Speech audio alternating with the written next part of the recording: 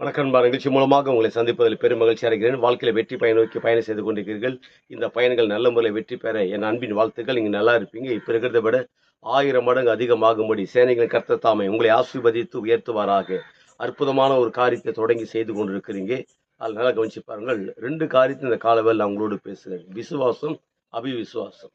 எப்பொழுதுமே வாழ்க்கையில வெற்றியை நோக்கி பயணம் செய்து கொண்டிருக்கிறவர்களுக்கு சில நேரத்தில் இந்த அவிவிசுவாசம் பலவீனப்படுத்தி கொண்டிருக்கும். இந்த அவிவிசுவாசம் வந்தா என்ன வேலை செய்யும்? இந்த விசுவாசம் வந்தா என்ன வேலை செய்யும்? இந்த அவிவிசுவாசம் எப்போதும் ஒரு காரியத்தை செய்யாதபடிக்கு காரணங்களை சொல்லிக்கிட்டே இருக்கும்.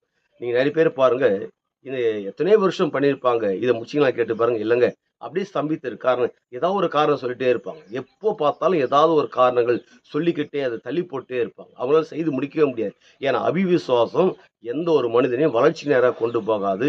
அது காரணங்களை சொல்லி சொல்லி தள்ளி போட்டுக்கிட்டே மனிதனுக்கு சோம்பலைகளை ஏற்படுத்தும். சரி, அப்ப அதுக்கு எதிர்ப்பதமா இருக்கிற விசுவாசம் என்ன பண்ணும்?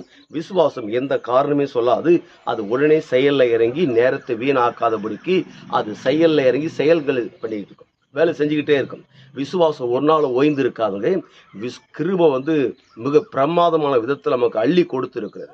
இந்த விசுவாசம் பட்டது ஒரு நாளும் ஓய்ந்திராதபடிக்கு அது செயல்ல இறங்கி பிரமாதமாக முடித்து கொடுக்கும். அதுதான் அவிசுவாசம் உள்ளவர்கள் காரணங்களை சொல்லிக்கிட்டே காரணங்கள் அந்த காரணம் சொல்லிக்கிட்டே சோம்பலாக இருப்பார்கள். ஆனால் விசுவாசம் உடையவர்கள் காரணங்கள் சொல்ல மாட்டார்கள்.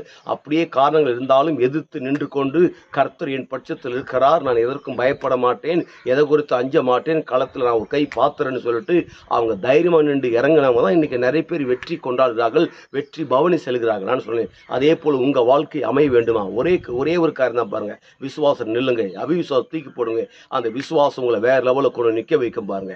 அவர் நிற்க வைக்கும் போது என்ன நடக்குதுன்னா, ஒட்டுமொத்த உலக நாடுகளுக்கு நம் ஆண்டவர் இயேசு கிறிஸ்து உங்களை கடன் கொடுக்கும்படியாக வைக்கிறார். நீங்கள் வற்றாத நீரூற்றை போல இருப்பாய் என்று சொல்லி உங்களிருந்து விடைபெறுகிறேன். உங்க நண்பன் ரவி பெரியபாளையம்.